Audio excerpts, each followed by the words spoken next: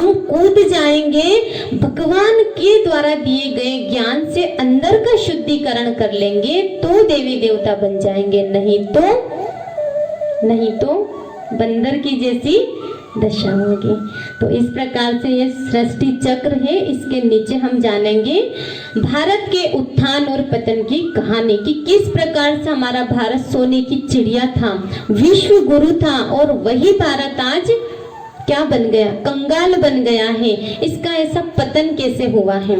तो सबसे प्रमुख बात कि भारत में रहने वाले व्यक्तियों का उत्थान जब होता है तो भारत का उत्थान था, भारत में रहने वाले व्यक्ति जब पतन की ओर गए तो भारत का पतन हो गया।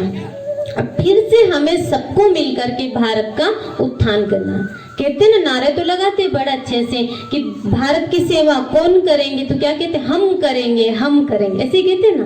हम बदलेंगे तो जग बदलेगा, हम बदलेंगे तो युग बदलेगा। नारे लगाने से बस नहीं बदलेगा, उसके लिए कुछ करना पड़ेगा, और कुछ करना पड़ेगा मतलब गुणों को धारण करना पड़ेगा और अवगुणों को छोड़ना पड़ेगा, देह अभिमान को छोड़ना पड़ेगा, आत्मिक अभिमान को जागृत करना पड़ेगा। तो भारत उत्थान में था, यानी कि इस धरती पर देवी और देवताओं का राज्य था। सतयुग त्रेता युग में देवी देवताओं का राज्य था। ये भारत बहुत सुंदर सोने की दुनिया थी, बहुत सुंदर बगीचा था, हेवन था। और धीरे धीरे धीरे धीरे फिर आत्माओं के अंदर जैसे ही विकार आते गए तो भारत हमारा पतन में चला गया।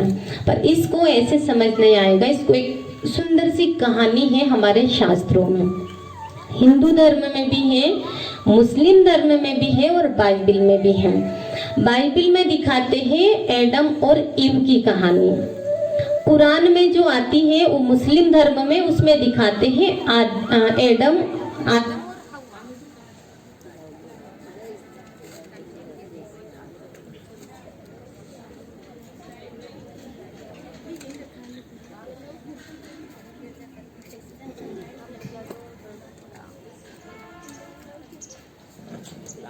Flying mode.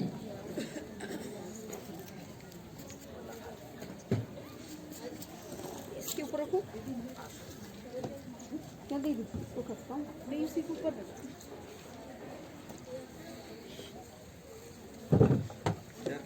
हाँ खसका देंगे पहले। इसको हटा लेते हैं, इसको हटा लेते हैं। चलो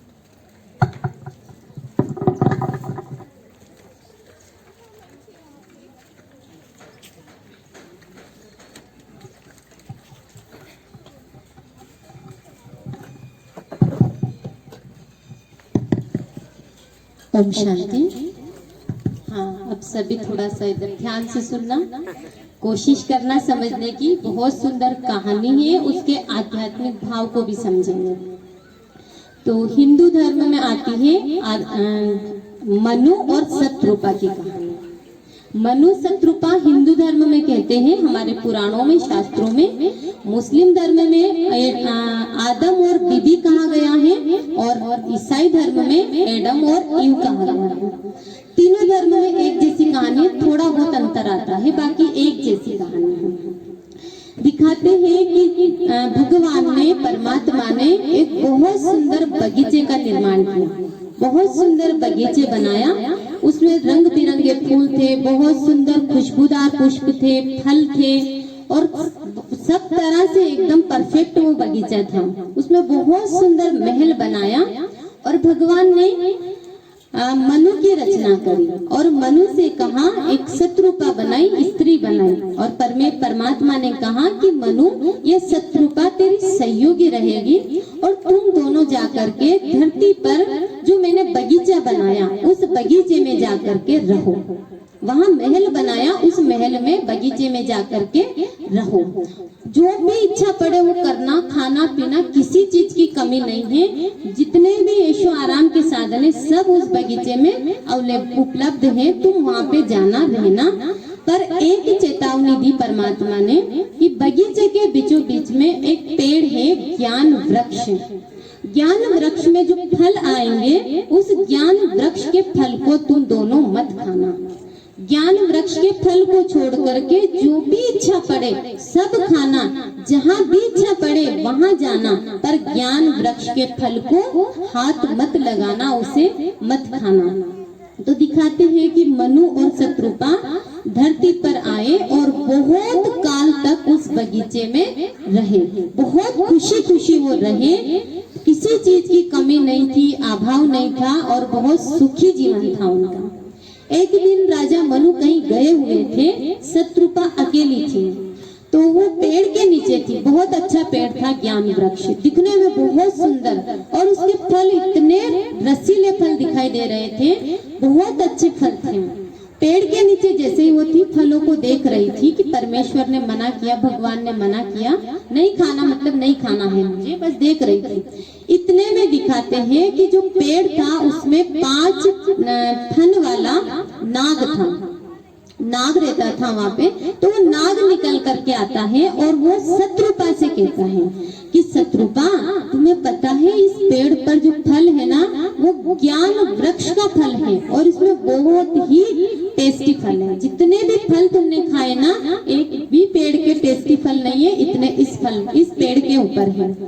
शत्रुपा कहती है कि हमें तो भगवान ने मना किया है कि इसके फल हम नहीं खाएंगे, हमें नहीं खाना चाहिए।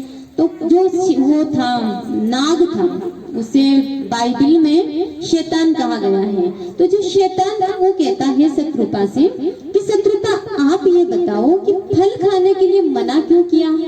शत्रुपा बोलती, हमें ये नहीं बताया भगवान ने, बस हमें मना किया है। तो वो शैतान बोलता है कि तुम्हें पता है शत्रुपा, वो पेड़ है ना, वो ज्ञान वृक्ष है, और अगर उसके फल को खा लेंगे ना, तो जो फल को खाएगा वो भगवान से भी ज्यादा ज्ञानी बन जाएगा। भगवान नहीं चाहता कि कोई भी मनुष्य उससे ज्यादा ज्ञानी बने, इसलिए भगवान ने तुम्हें ये फल खाने के लिए मना किया है। नारी शत्रुपा थी, अकेली थी, और वो शैतान उसको अपनी बातों में बहला रहा था, फंसा रहा था, और वो बहुत सारी दलीलें देता है कि एक भी फल के लिए मना नहीं किया, ये सबसे सुंदर पेड़ है, बीचों बीच पेड़ है, इसको ही मना क्यों किया। ज्ञान वृक्ष ही नाम है ना इसका, और अगर जैसे ही खाओगी तो क्या होगा, ज्ञानी बन जाओगे, भगवान से भी ज्यादा ज्ञानी बन जाओगे, इसलिए भगवान ने मना किया। तो शत्रुपा क्या करती है, उसकी बातों में आकर के उस फल को तोड़ लेती है। अब जैसे फल तोड़ती है, इतने में मनु भी आ जाता। वो शैतान बोलता है, आप अकेली मत खाना, दोनों खाना, ताकि दोनों ज्ञानी बन जाओगे। तो राजा मनु आते हैं और शत्रुपा ने फल इतने में तोड़ लिया। मनु आते हैं तो शत्रुपा उसे समझाती है सारी बातें कि ये जो ज्ञान वृक्ष का फल है ना, इससे हम दोनों ज्ञानी बन जाएंगे। अब दोनों अपन खा लेते हैं। तो क्या किया, दोनों ने उस फल को खा लिया। अब जैसे ही फल खाते हैं, फल खाते से ही उनको एकदम ऐसा लगता है, शर्म आने लगती है, लज्जा आने लगती है। उन्हें ऐसा लगता है जैसे उनके शरीर से वस्त्र उतर गए हैं, और दोनों झाड़ियों में छिप जाते हैं, पेड़ के पीछे छिप जाते हैं। इतने में परमात्मा की आवाज आती है कि मनु, शत्रुपा, कहाँ हो तुम। तो बोलते, भगवान हम यहाँ पेड़ के पीछे हैं, छुप रहे हैं, आप हमारे सामने मत आओ, हमें लज्जा आ रही है। भगवान कहते, क्यों लज्जा आ रही है तुम्हें, क्या तुमने ज्ञान वृक्ष का फल खा लिया क्या। तो दोनों कहते, हाँ भगवान, हमने फल खा लिया। भगवान एकदम नीचे आवाज आती है, भगवान आता। भगवान कहता है, बहुत गुस्से में भगवान, और वो कहते हैं कि मैंने मना किया था, मैंने समझाया था कि उसके फल को नहीं खाना, फिर भी तुम दोनों ने मेरी आज्ञा का उल्लंघन किया, क्यों फल खाया तुमने। पहले ही भगवान ने समझा दिया था कि इस बगीचे में अगर रहना है तो इस ज्ञान वृक्ष के फल को मत खाना, अगर फल खा लिया तो तुम्हें बगीचे से बाहर निकाल दिया जाएगा। पहले ही समझा के भेजा था। भगवान ने कहा, मैंने बता दिया था कि तुम्हें बगीचे से बाहर निकाला जा सकता है, फिर भी कैसे खा लिया। तो जो राजा मनु है ना, वो कहते हैं कि भगवान मैंने नहीं तोड़ा, इसने तोड़ा, इसके कहने पर खाया। किसके, शत्रुपा के। और शत्रुपा क्या कहती, भगवान मैंने नहीं, मैंने तो इसके कहने पर खाया। किसके, नाग के कहने पर, शैतान के कहने पर खाया। मतलब दोनों ने क्या किया, एक दूसरे के ऊपर मनु ने शत्रुपा के ऊपर और शत्रुपा ने शैतान के ऊपर दोषारोपण कर दिया। भगवान को बड़ा गुस्सा आया, भगवान ने श्राप दे दिया। परमात्मा ने कहा कि तुमको मैंने इतना समझाया था, मेरा नहीं माना और शैतान का मान लिया, और तुमने शत्रुपा का मान लिया, और तुमने ज्ञान वृक्ष के फल को खा लिया, इसलिए मैं तुम्हें श्राप देता हूँ कि अब तुम्हारी आने वाली पीढ़ी एक दूसरे के ऊपर दोषारोपण करेगी, अपना दोष नहीं मानेगी, अपनी गलतियां कबूल नहीं करेगी, पर गलती के लिए जिम्मेवार किसको ठहराएगी? दूसरों को ठहराएगी। इसीलिए आज के लोग कहते हैं कि जब कोई गलत काम हो जाना तो चिंता नहीं करनी चाहिए, पर शांति से बैठ करके ये सोचना चाहिए कि उसका इल्जाम किस पे लगाया जाए। क्या करते हैं? दोषारोपण करते। तो भगवान ने श्राप दिया कि तुम्हारी आने वाली पीढ़ी क्या करेगी? एक दूसरे पर दोषारोपण करेगी। दूसरा श्राप दिया शत्रुपा का कि तुमने पहले फल तोड़ा, इसलिए अब तुम्हें 9 महीने गर्भ धारण करना पड़ेगा, रजोगुण तुम्हें धारण करना पड़ेगा। उससे पहले जब तक वो बगीचे में थे, संतान योग बल से उत्पन्न होती थी। भगवान ने मनु को श्राप दिया कि तुमने मेरी बात को नहीं मान के पत्नी की बात, शत्रुपा की बात को माना। मैं तुम्हें श्राप देता हूँ कि अब तुम्हें मेहनत मजदूरी करके अपनी संतान का पालन पोषण करना पड़ेगा। अब तुम मेहनत करोगे तो खिला पाओगे, नहीं तो भूखे रहोगे। कमी नहीं थी, बगीचा था ना, भगवान ने बना करके दिया था। तो क्या कहा? मनु को भी श्राप दे दिया। फिर शत्रुपा को कहा कि तुम अभी तक तुम्हारी मानते थे सब, पर अब तुम्हें पुरुषों का मानना पड़ेगा, पुरुष के अधीन हो जाएगी, क्योंकि तूने मेरी बात नहीं मानी। तो पूज्य से पुजारन बन जाएगी, क्योंकि तूने मेरी बात नहीं मानी। और एक और श्राप दिया कि पहले अभी तक जीवन स्वयंभू था और अब जीवन को जन्म देना पड़ेगा। मतलब अब इसका हम समझते हैं। और फिर कहा, ये श्राप दे करके उन दोनों को बगीचे से बाहर भेज दिया कि अब निकलो यहाँ से, तुम इसमें रहने के लायक नहीं हो। और दिखाते हैं कि मनु और शत्रुपा अभी तक भी जंगल में भटक रहे हैं। तो ये बहुत सुंदर कहानी है हमें समझाने के लिए। इसका जो आध्यात्मिक रहस्य है और जो परमात्मा ने हमें बताया वास्तविक रहस्य, वो ये है कि जब हम धरती पर आए थे तो परमात्मा ने, निराकार परमात्मा शिव भोलेनाथ ने हमारे लिए बहुत सुंदर दुनिया बना करके हमें भेजा था। सोने की दुनिया, गार्डन ऑफ अल्लाह, बहिश्त, पैराडाइज, बहुत सुंदर दुनिया थी, जहाँ पर सोने चांदी के महल थे, घी और दूध की नदियां बहती थी, आठों पहर खुशियां थी, 16 कला संपूर्ण देवी देवता थे, किसी प्रकार की कमी नहीं थी। ऐसी दुनिया में भगवान ने हमें भेजा था कि जाओ और जाकर के सुख शांति से रहो और वहां जाकर के राज्य करो। सतयुग और त्रेता युग तक तो हम आत्माओं ने परमात्मा की बात को माना कि हम यहाँ नाटक करने के लिए आए हैं, ये रंगमंच है, हमें परमात्मा ने यहाँ भेजा है और हम आत्मा हैं। आत्मिक स्थिति में थे, आत्मिक स्मृति में थे, और जब आत्मा समझते थे तो किसी प्रकार की लज्जा, किसी प्रकार की शर्म नहीं थी, क्योंकि देह का भान ही नहीं था। जैसे छोटे बच्चे होते हैं ना, छोटे बच्चों को महात्मा कहते हैं। तो उन्हें महात्मा क्यों कहते हैं? लड़का लड़की का भान उनके अंदर नहीं होता है। इसीलिए सबसे ज्यादा पूजा मूर्तियों को छोड़ करके, तस्वीरों को छोड़ करके चैतन्य में अगर होती है तो वो किसकी होती है? कन्याओं की पूजा होती है। जिनको रजोगुण नहीं आता है उन कन्याओं की पूजा होती है। कन्याओं को पूज्य माना जाता है। क्यों? क्योंकि कन्याएं जो होती है, बच्चे जो होते हैं, कहते भगवान का रूप होता, महात्मा होते हैं। जैसे यहाँ पे छोटे बच्चे होते हैं, बुराइयों से इनोसेंट, बुराइयों का ज्ञान नहीं है उनको, विकारों का ज्ञान नहीं है उनको, इसलिए उनको महात्माओं से भी ऊंच गाया गया है। तो इसी प्रकार से सत्य युग और त्रेता युग में जो देवी और देवता थे उन्हें बुराइयों का ज्ञान नहीं था। वहां बुराइयों से अविद्या थे, नॉलेज नहीं थी कि काम क्या होता है, क्रोध क्या होता है, अहंकार क्या होता है, ज्ञान भी नहीं था उनको। वो कैसे थे, यहाँ जैसे 4 साल की बच्ची ऐसे वहां पे लक्ष्मी और नारायण, यहाँ जैसे छोटे बच्चे ऐसे वहां पे सीता और राम। इसीलिए यहाँ छोटे बच्चों की पूजा और इन दोनों बड़े बड़ों की पूजा, इनकी पूजा करते हैं। क्यों करते हैं, क्योंकि ये कैसे थे, छोटे बच्चों के समान इनोसेंट थे, गुणों में संपन्न थे, गुणों में परिपूर्ण थे, सर्व गुण संपन्न थे, पर अवगुणों का अंश मात्र भी इनके जीवन में नहीं था। तो 2 युगों तक तो हम उस बगीचे में रहे, सोने की दुनिया में रहे, स्वर्ग में रहे।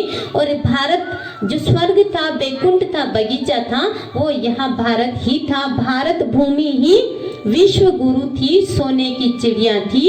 इसीलिए कहते हैं कि जहाँ डाल डाल पर सोने की चिड़िया करती थी बसेरा, ऐसा भारत देश था मेरा। कब, सतयुग और त्रेता युग में। उसके बाद में क्या हुआ, इससे पहले वाले चित्र में देखा था कि स्वास्तिका का चिन्ह उल्टे हाथ तरफ चला गया, और इसमें भी दिखा ये 84 जन्मों की सीढ़ी है, भारत का उत्थान और पतन।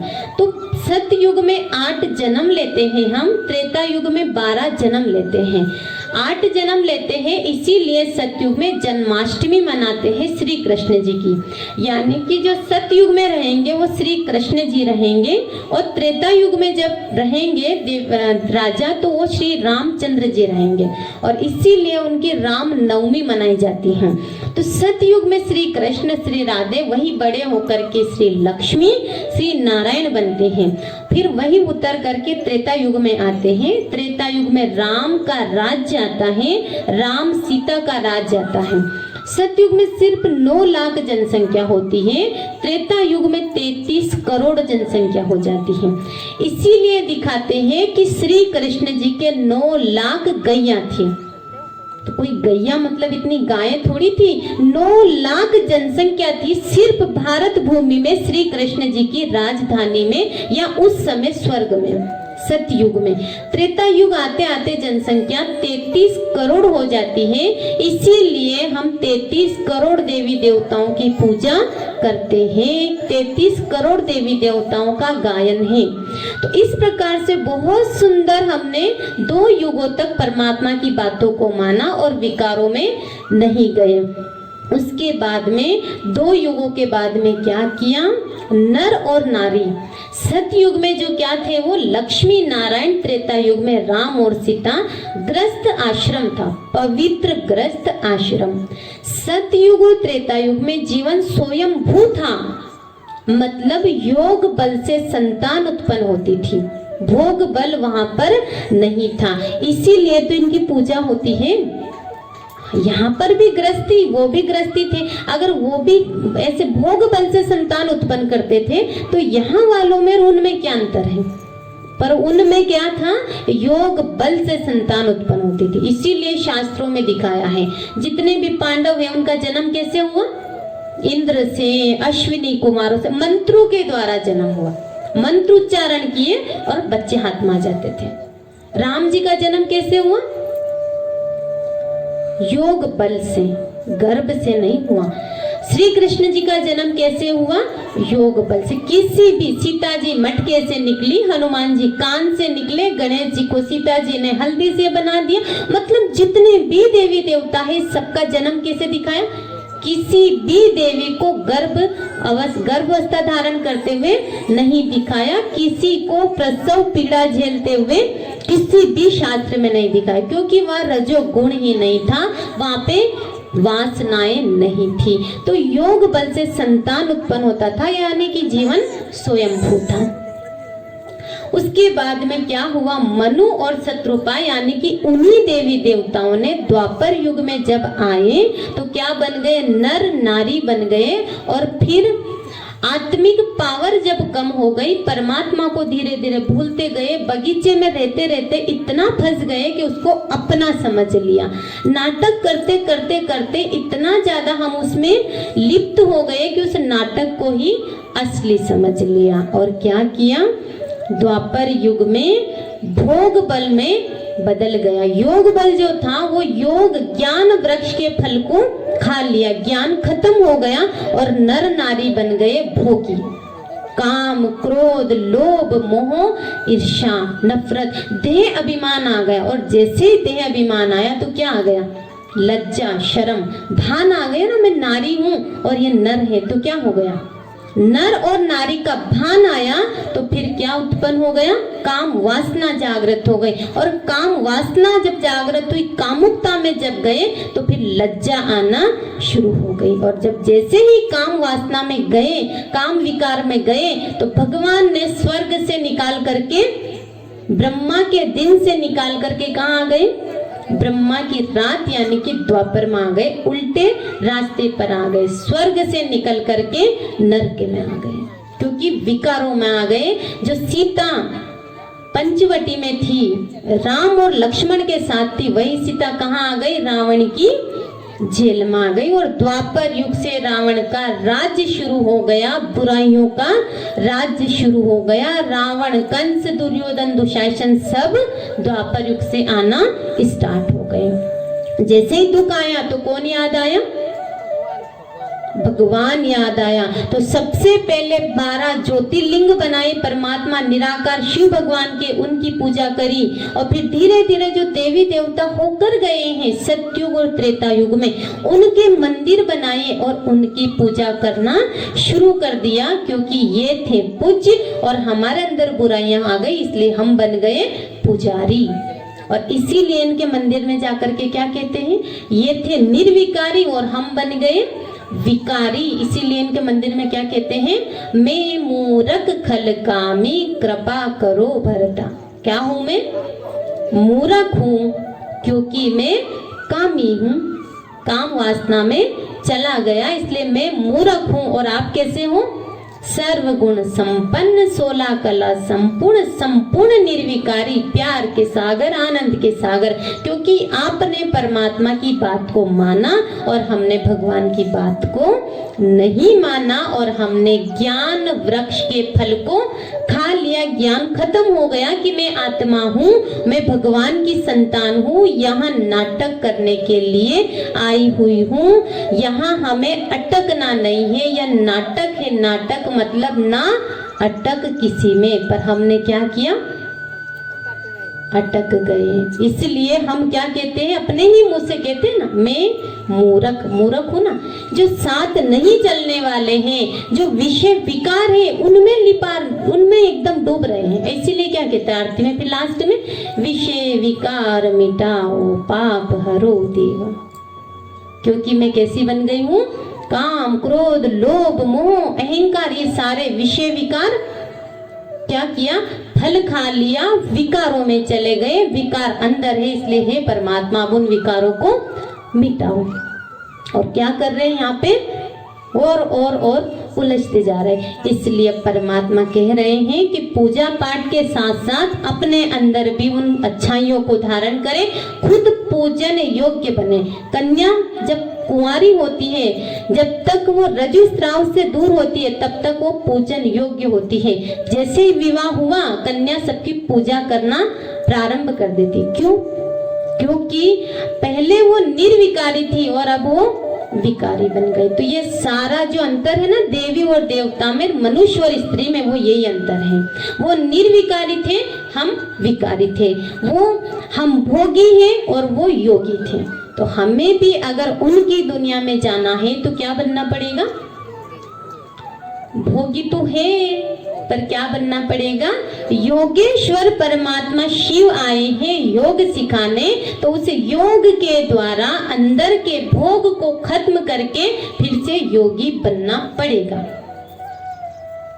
और फिर धीरे धीरे द्वापर युग से कलयुग में आ गए, और कलयुग मतलब कला कलेश वाला युग, चारों तरफ अत्याचार, दुराचार, भ्रष्टाचार, तमो प्रधानता। कलयुग मतलब काला युग, और काला युग मतलब काली आत्माओं के रहने का युग। सत्य युग मतलब सत्वगुणी आत्माओं के रहने का युग। त्रेता युग यानी कि थोड़ी सी त्रुटि आ गई थी आत्माओं में, जो प्रधानता थी, सत्व प्रधानता वो कम हो गई थी, पर बुराइयां नहीं आई थी। तो वो त्रेता युग यानी कि 16 कला संपूर्ण थे, वहां 14 कला संपूर्ण हो गए थे। द्वापर युग यानी आधे हो गए। द्वापर मतलब आधा दुख, आधा सुख, आधी अच्छाई, आधी बुराई, क्योंकि वाम मार्ग में चले गए, विकारों में चले गए। पहले जन्म कैसे होता था? योग बल से। द्वापर युग से जन्म भोग बल से। और कल युग में कैसी हो गई आत्मा? कैसी हो गई आत्मा? कल युग मतलब काली आत्माओं के रहने का युग। कलयुग जो दिखाते हैं ना, कलयुग की कैसे दिखाए हैं कि दिखाया है कि जब महाभारत युद्ध हो गया, कौरव पांडव सब खत्म हो गए, राजा परीक्षित को राज्य दे दिया, और राजा परीक्षित जब राजा थे तो उस समय कलयुग आया। और कलयुग आया तो कलयुग आता है, राजा शिकार खेलने के लिए गए हुए थे और सामने कलयुग आता है। कलयुग कहता है कि राजन अब मेरा समय हो चुका है, अब मुझे आपके राज्य में स्थान दीजिए। राजा मना करता है तो कलयुग कहते हैं कि मेरा समय हो चुका है, मुझे आना ही है, अब आपको समय स्थान देना ही पड़ेगा। तो कहते हैं कि राजा ने उसको 4 स्थान बताए कि आप जुआ खाने में जाना, आप बुचड़ खाने में जाना, शराब खाने में जाना, और जहाँ वेश्यावृत्ति होती है ऐसे स्थान पर आप जाना। ये 4 जगह में चले जाना। कलयुग कहते हैं कि राजन मेरा तो बहुत बड़ा परिवार है, ये 4 जगह तो कम पड़ेगी, और स्थान दीजिए। तो राजा कहता अच्छा ठीक है, आप स्वर्ण में भी रह सकते हो। कलयुग ने स्वीकार कर लिया।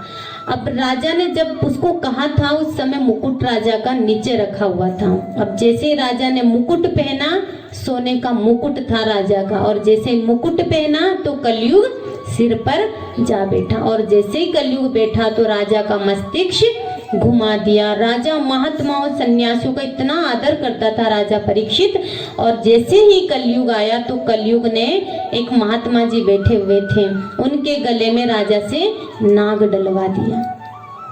और जैसे नाग डाल के राजा तो अपने राज्य में चला गया। महात्मा का बेटा आता है और देखता है किसने किया ऐसे मेरे पिताजी के साथ में, और उसने पीछे जाके देखा, त्रिकालदर्शी महात्मा का बेटा था। जब देखता है तो राजा परीक्षित ने ऐसा किया, तो वहीं से सरोवर के किनारे था, वहीं से पानी लेता है और अंजलि लेकर के राजा को श्राप देता है कि 7 दिन के अंदर तेरी तक्षक नाग के काटने से मृत्यु हो जाएगी। और दिखाते हैं कि 7 दिन में फिर राजा ने भागवत कथा का पान किया। सुखदेव जी ने उनको भागवत कथा सुनाई और राजा को मोक्ष मिला, नाग ने काटा। ऐसी कथा आती है। तो कलयुग आया मतलब कलयुग कहाँ आया? यहाँ मस्तिष्क में कलयुग आया, सिर में कलयुग आया। मतलब जो आत्मा थी, आत्मा को भूल गए, और आत्मा के अंदर क्या आ गया? देह अभिमान आ गया, काम क्रोध लोभ मोह अहंकार आ गया मस्तिष्क में, और पूरा मस्तिष्क ही घुमा दिया, आत्मा को पूरा काली कर दिया। और कलयुग में हम आत्माएं जब एकदम नीचे गिर गई, एकदम पतन में चली गई, तो फिर जब पतन होता है, जब पाप का घड़ा भर जाता है, तो फिर क्या होता है? तो अब क्या हो गया? पाप का घड़ा भर चुका है पूरी तरह से। जितना भी पाप होना चाहिए वो अभी इस समय हो रहा है। तो इसको फोड़ने के लिए, नष्ट करने के लिए, नई दुनिया बनाने के लिए फिर भगवान आते हैं, और भगवान आकर के 3 तरीके से दुनिया का परिवर्तन करवाते। प्राकृतिक आपदाएं, तो बहुत बड़े पैमाने पर प्राकृतिक आपदाएं अभी आने वाली हैं। सब जानते हैं, भूगोलवेत्ता साइंटिस्ट सब चिंतित हैं। अंदर ही अंदर धरती हलचल में है। इतना जबरन दबाव बना बना करके बड़े बड़े डैम बनाए जा रहे हैं। इस पे धरती पर दबाव पड़ रहा है, और भूगोलवेत्ता कहते हैं कि अगर दबाव बनाएंगे तो धरती कभी भी विस्फोट कर देगी, भूकंप आ जाएगा, लार्वा बाहर आ जाएगा, ज्वालामुखी आ जाएगी, सुनामी आ जाएगी, और ये सारी स्थितियां क्रिएट हो रही है। धरती के ऊपर दबाव पड़ रहा है, प्रदूषण इतनी बड़े पैमाने पर बढ़ रहा है, इसीलिए नई नई बीमारियां आ रही है और भी आएगी, लाइलाज बीमारियां। तो ये सब लक्षण है कलयुग के अंत समय का। प्राकृतिक आपदाएं विनाश करेगी, और दूसरा इतने बड़े बड़े एटॉमिक बम बना रखे हैं, इन बम के द्वारा भी इस दुनिया का विनाश होगा। अंदर ही अंदर साइंटिस्ट एकदम बिल्कुल डरे हुए हैं, उन्हें पता है कि इन बम से क्या हो सकता है। अब इतने सारे मिसाइल्स बना लिए हैं, अब उनको क्या करे तो करे क्या, वो समझ नहीं पा रहे हैं। उनसे भी क्या होगा, दुनिया का विनाश निश्चित है, होना ही है। और तीसरा गृह युद्ध, शीत युद्ध, भाई भतीजा।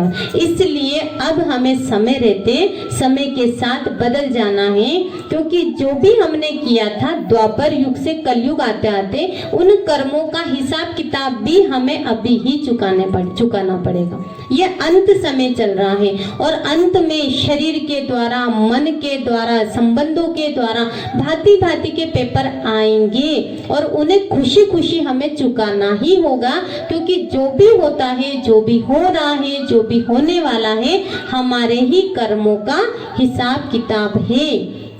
कर्मों की गुह्य गति हमें यही सिखाती है कि हमें नहीं पता हमने कब क्या किया था, पर जो भी किया है, जो भी हमारे सामने आज बातें आ रही हैं, घटनाएं आ रही हैं, वो हमारे ही कर्मों का फल है। इसीलिए महाभारत में भगवान अर्जुन को बताते हैं, गीता का सार भी यही है कि अर्जुन क्या लाया था जो खो गया, जो लिया था यहीं से लिया, जो पाया था यहीं से पाया, जो गया यहीं पर गया, जो कल किसी और का था आज वो तेरा हो गया, और आज जो तेरा है कल किसी और का हो जाएगा। क्योंकि ये जो समय है, ये जो रंगमंच है, ये तो नाटकशाला है, ड्रामा क्षेत्र है, कर्म भूमि है। यहाँ ना कोई किसी का है, ना किसी के साथ में चलने वाला है, और जो भी कर्म सामने आ रहा है, हमारे ही कर्मों का फल सामने आ रहा है। इसलिए गीता जी में कहा है कि जो हुआ अच्छा हुआ, जो हो रहा और जो होने वाला है अच्छा। तो यही गीता जी का सार हमें हमेशा याद रखना है कि जो भी हुआ अभी तक, कोरोना आया था अच्छा हुआ, बीमारियां आई अच्छा हुआ, और भी कोरोना से बड़ा वायरस आ सकता है, और भी कई सारी बीमारियां, बहुत सारी परेशानियां आ सकती है, पर जो भी होगा वो भी अच्छा होगा, और अभी भी जो हो रहा वो भी अच्छा ही हो रहा है। कभी किसी के साथ गलत हो नहीं सकता, क्योंकि हम सब एक्टर हैं और परमात्मा डायरेक्टर है। हम बच्चे हैं और वो हमारे पिताजी हैं। अब फिल्म में कोई एक्टर और उसका पिता डायरेक्टर, तो कोई भी डायरेक्टर पिता अपने एक्टर बच्चे को गलत रोल देगा? एक डुप्लीकेट पिता, वो तो डुप्लीकेट डायरेक्टर, डुप्लीकेट एक्टर है, और पिता भी डुप्लीकेट, एक जन्म के लिए है, एक जन्म की भी गारंटी नहीं है। वो एक जन्म का पिता अपने बच्चों को गलत रोल नहीं दे सकता, तो अपना जन्म जन्मांतर का पिता, इस शरीर में जब हम नहीं थे तो कौन था हमारा पिता? इस शरीर में हम नहीं रहेंगे तो कौन रहेगा हमारा पिता? तो वो हमारा असली पिता, परम पिता परमेश्वर हमें गलत रोल दे सकता है। पर कई सारी बातें हमारे सामने जब आती है तो हमें लगता है कि ये तो हमारे साथ में गलत हुआ। होता है ना कभी कभी तो ऐसा कि ये तो गलत हुआ, ये नहीं होना चाहिए था। ऐसा होता है कि नहीं होता है? अच्छा, आप लोगों के साथ में अभी तक कभी कोई ऐसी घटना, ऐसी बात हुआ कि नहीं हुआ जो गलत हुई? किन किन के साथ गलत हुआ? अच्छा, उधर गलत हुआ एक के साथ, बाकी किसी के साथ गलत नहीं हुआ? किसी ने, परिवार वालों ने, या कभी गलत नहीं हुआ? और के साथ भी, एकाध के साथ भी हुआ गलत। अच्छा, भगवान कह रहा है कि जो हुआ, जो हो रहा, जो होने वाला है, सब अच्छा होने वाला। तो भगवान कह रहा तो वो क्या गलत कह रहा? पर हमें क्यों लगता है? तो क्या होता है, एक बार अकबर और बिरबल दोनों, जो आपने सबने सुना होगा वो कहानी, तो दोनों शिकार पर जाते हैं और एक वो शिकार खेलते हुए क्या होता है, राजा अकबर का अंगूठा कट जाता है। वो कहता है मेरे साथ बहुत बुरा हुआ, मेरा अंगूठा कट गया, मैं शिकार कैसे खेलूंगा? तो बिरबल हाजिर जवाबी था, वो तुरंत कहता है जहापना जो भी होता है अच्छा होता है। वो गीता पाठी था, तो वो क्या कहता है, जो भी होता है अच्छा होता है। राजा को बड़ा गुस्सा आता है कि ये मेरा शुभ चिंतक नहीं है, ये मेरा हितैषी नहीं है, एक तो अंगूठा कटा और क्या कह रहा अच्छा हुआ। तो वो क्या करता, गुस्सा आता है तो सैनिकों से कह करके उसे कारावास में बंद करवा देता है बिरबल को। अब दूसरे दिन पट्टी वट्टी बांध करके फिर से राजा अकबर शिकार खेलने के लिए जाता है। अब दूसरा मंत्री साथ जाता है। अब शिकार खेलने के लिए जाते हैं तो जंगल में क्या होते हैं, रास्ता भटक जाते हैं। बाकी जितने भी मंत्री थे, सैनिक थे, वो अलग रास्ते पर चले जाते हैं और राजा अकेला अलग रास्ते पे चले जाते हैं। अब क्या होता है, उस जंगल में एक कबीले के लोग रहते थे, वनवासी लोग रहते थे। उन्हें अपनी वन देवी को बलि देने के लिए एक मनुष्य चाहिए था, क्योंकि कहते हैं पहले के जमाने में नर बलि दी जाती थी। अपने जमाने में पशु बलि तो दी जाती है, तो उस समय नर बलि दी जाती थी। तो उन लोगों को नर चाहिए था। अब उन्हें क्या होता है, वो ढूंढ रहे थे तो उनको बढ़िया से घोड़े पे सवार एक नर दिखाई देता। उन्हें क्या करना, कौन राजा कौन प्रजा, उनके लिए तो सब, वो तो वनवासी लोग थे। तो राजा को पकड़ करके अपने कबीले में ले जाते हैं, वनवासी कपड़े पहनाते हैं, पूजा पाठ की पूरी जो भी उनकी रस्में हैं वो पूरी अदा करते हैं और अब राजा की बलि देने वाले थे। अब जैसे ही उसको काटने वाले थे, इतने में एक बुजुर्ग व्यक्ति का ध्यान राजा के अंगूठे पर जाता है और राजा वो जैसे देखता है तुरंत चिल्लाता है, ठहरो ठहरो, ये तो खंडित मूर्ति है, खंडित व्यक्ति है, इसकी बलि नहीं दी जा सकती। राजा तो एकदम डर रहा था कि अब तो गया।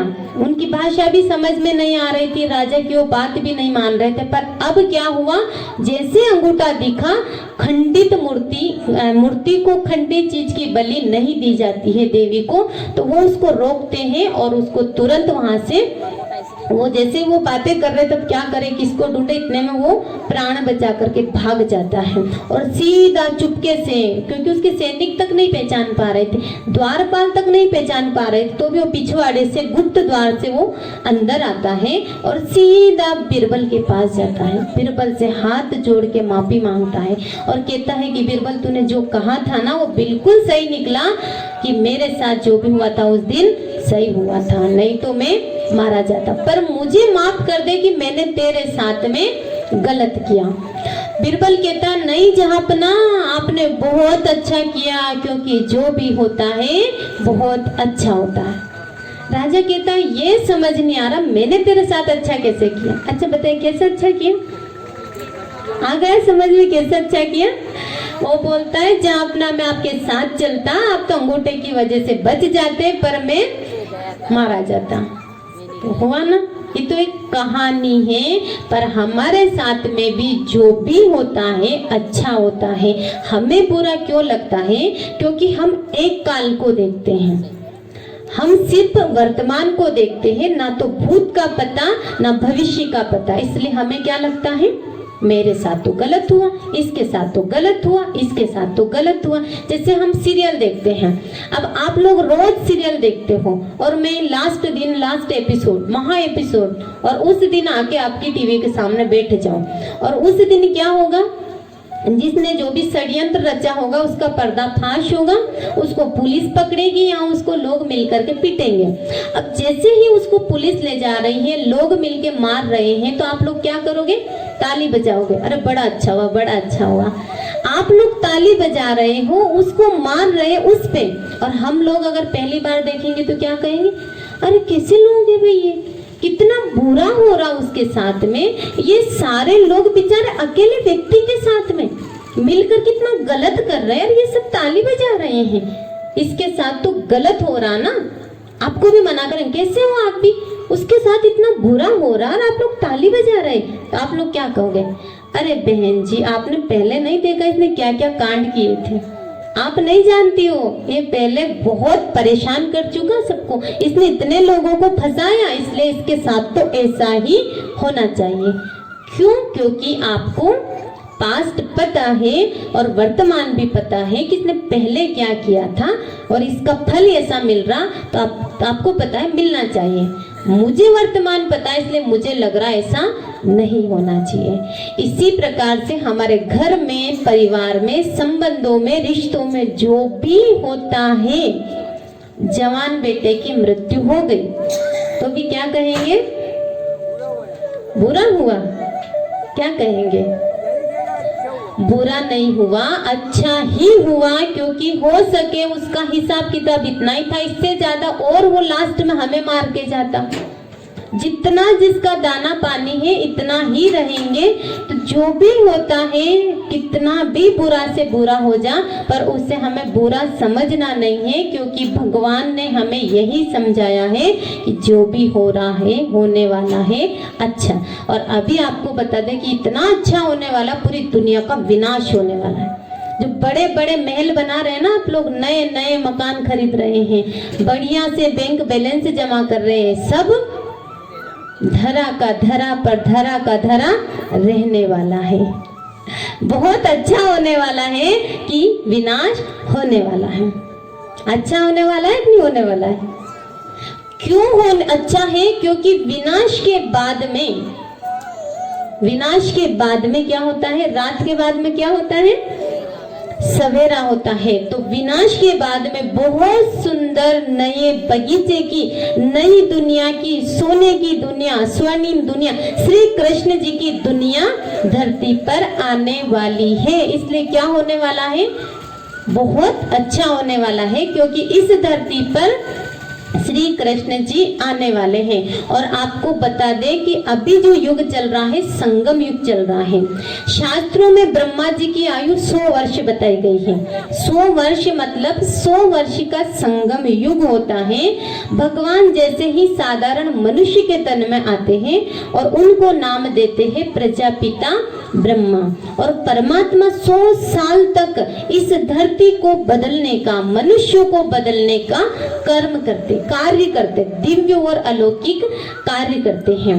जो बदल जाते हैं, जो कूद जाते हैं, जो वक्त के इशारों को समझ जाते हैं, वो नर नारायण बन जाते हैं, नारी लक्ष्मी बन जाती है। और जो नहीं समझ पाते हैं वक्त के इशारों को, उन्हें रोंद देती गर्दिशें जमाने की। उन्हें महाकाल क्या करेगा?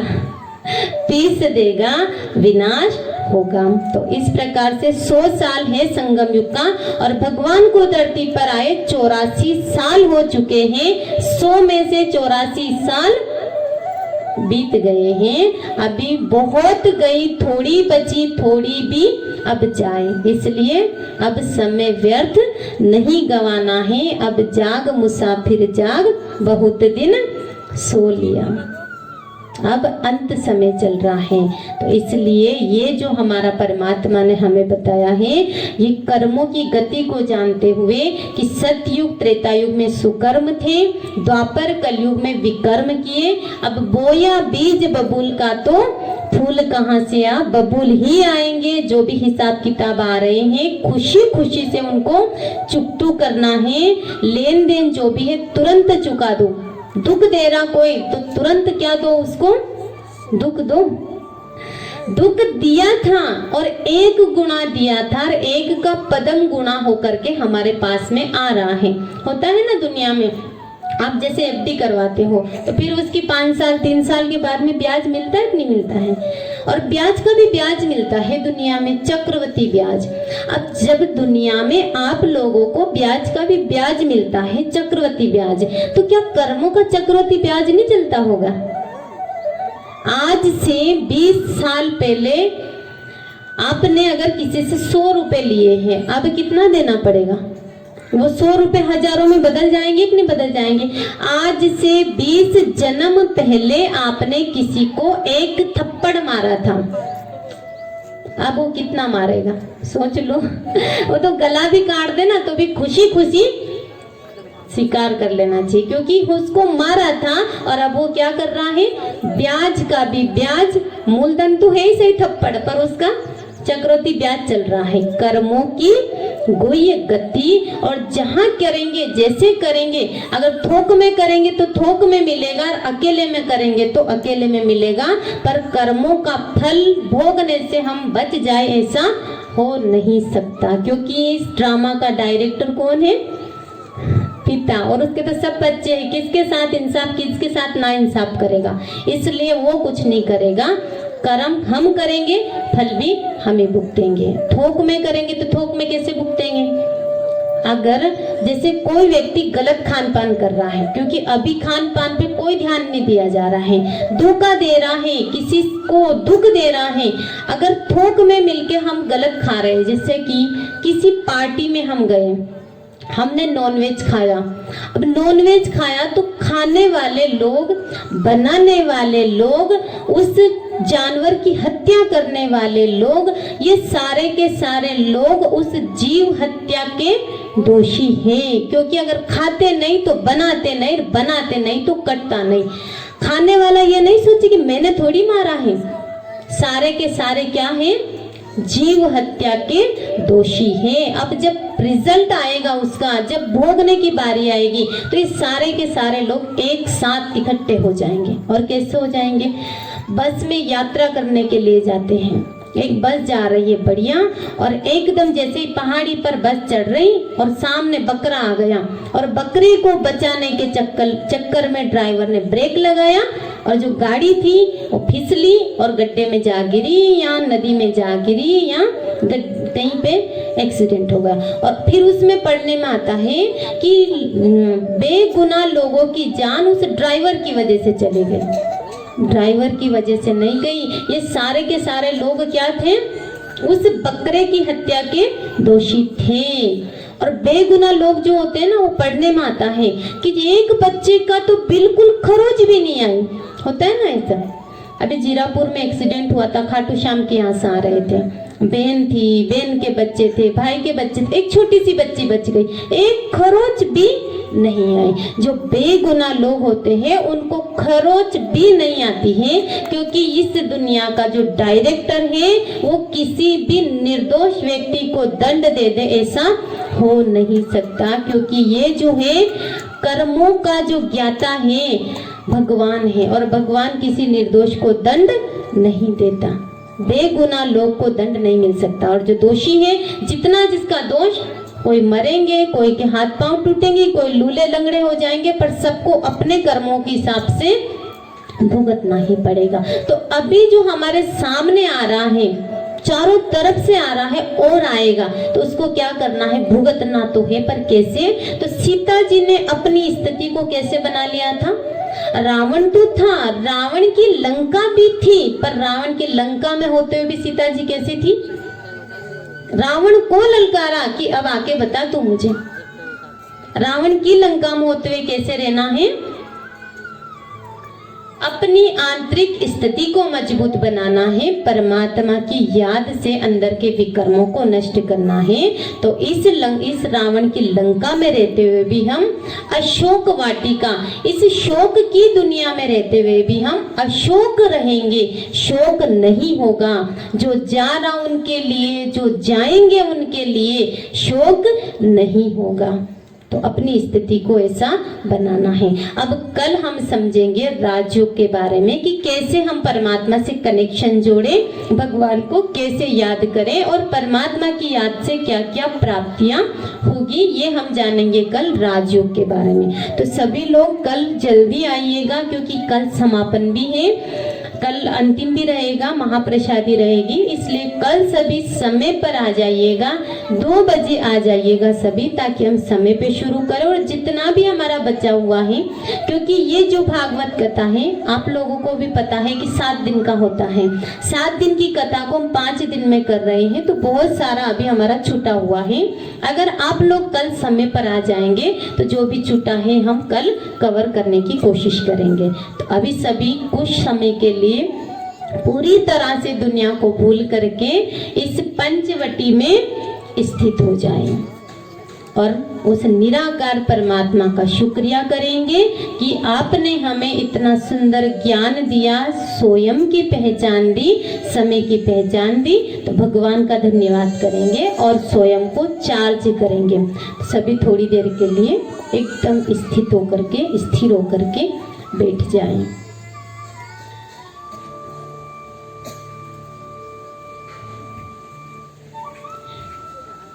चारों ओर से अपना ध्यान हटाकर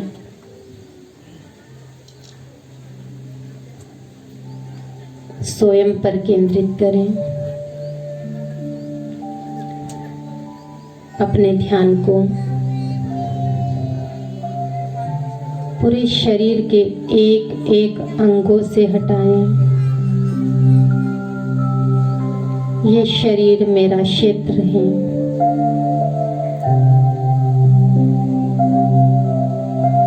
मैं आत्मा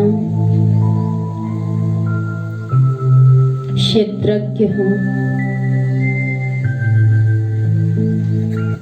ये मेरा कॉस्ट्यूम है, वस्त्र है। मैं शरीर की मालिक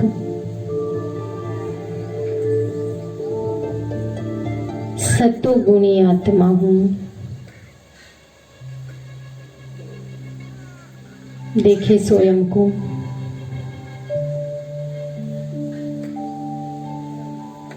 मस्तिष्क के मध्य भाग में जहाँ पर हम बिंदी लगाते हैं, वहाँ स्वयं को महसूस करें।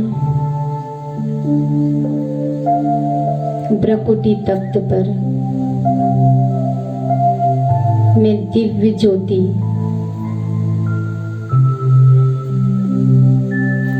दिव्य पुंज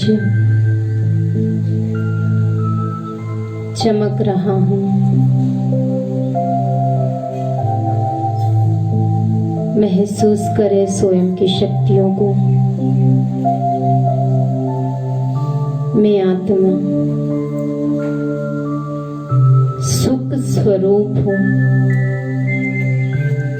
शांत स्वरूप हूँ। महसूस करो शांति को। आनंद स्वरूप हूँ।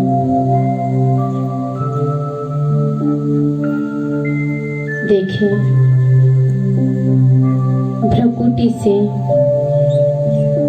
सुख की किरणें, शांति की किरणें, आनंद की किरणें निकलकर चारों तरफ फैल रही हैं। महसूस करें उन रंग बिरंगी किरणों को।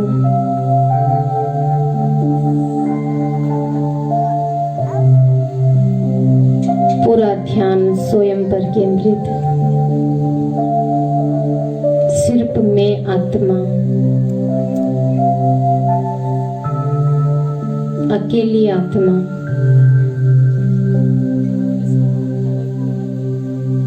मुझ अकेली को उस अकेले परमात्मा के पास पहुंचना है।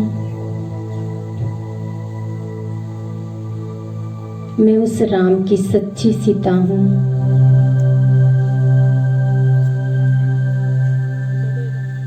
वही मेरा असली प्राणपति है। अब महसूस करें, आत्मा ज्योति भ्रकुटी से निकलकर एक यात्रा पर जा रहे हैं। देखे स्वयं को। इस शरीर से ऊपर और ऊपर बादलों के बीच पहुंच गई हूँ। धीरे धीरे और ऊपर उड़ती जा रही हूँ। आकाश तत्व को भी पार कर मैं दिव्य ज्योति, एक सुनहरी दुनिया, लाल प्रकाश की दुनिया में पहुंच गई हूँ। महसूस करें देखे स्वयं को लाल प्रकाश की दुनिया में।